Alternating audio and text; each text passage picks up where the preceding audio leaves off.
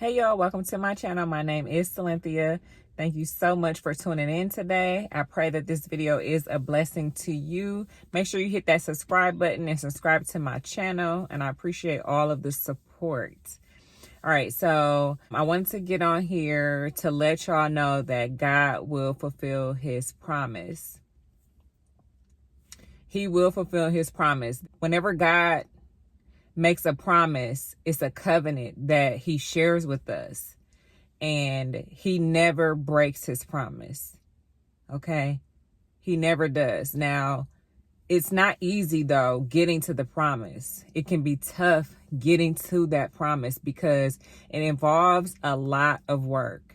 It involves you literally thinking about what is it that you need to do during this season of waiting on the promise to be fulfilled. I challenge you to think of those things. Think about what it is that maybe you promised God that you would do, promised God that you would change, promised God that you would work on.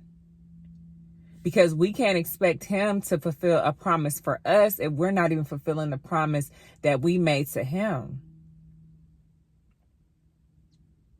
What is it that he placed in your heart for you to work on, or for you to do, for you to pursue, that you are procrastinating on?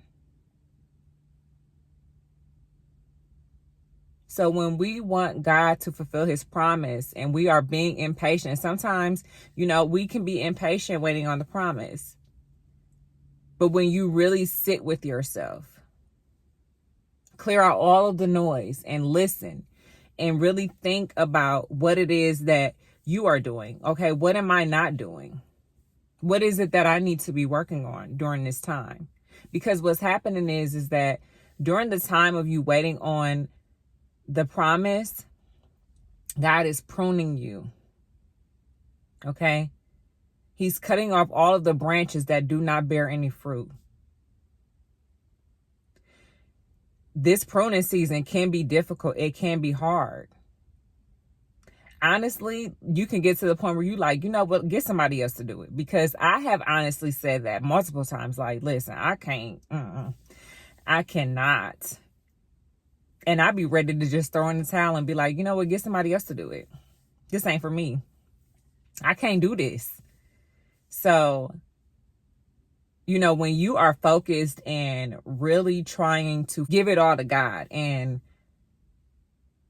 working on those things that you have promised him that you would, but you have to remember that it's going to take time. It's going to be a waiting period. And you have to realize that, okay, I'm not ready to receive this promise yet because of this, that, or the other. I'm still lacking. I'm still not doing what I said I was going to do.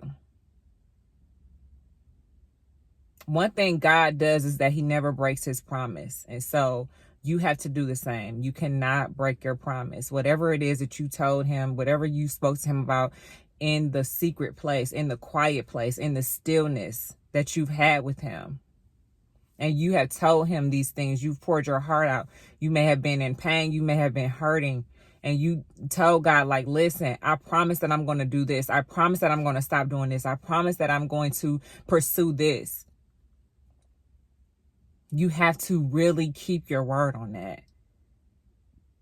Because we want him to keep his word, right? We want him to keep his word. So we got to do the same. We can't expect him to do something for us and we're not putting in the work ourselves. So I wanted to pull up a scripture. It's going to be John 15, 1-2. And it says, I am the true grapevine, and my Father is the gardener.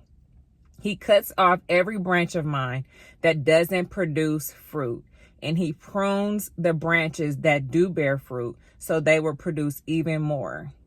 So while you are being pruned, all of the branches that do not bear any fruit are going to be cut off. But the branches that will bear fruit, they are going to grow. in this season. You are going to grow so much during this pruning time. Your mind is going to be renewed. Your heart is going to be renewed in this.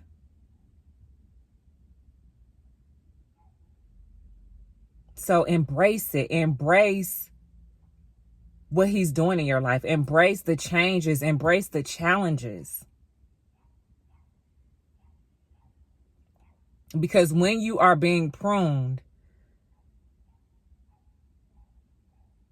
at the end of it, it will be so beautiful.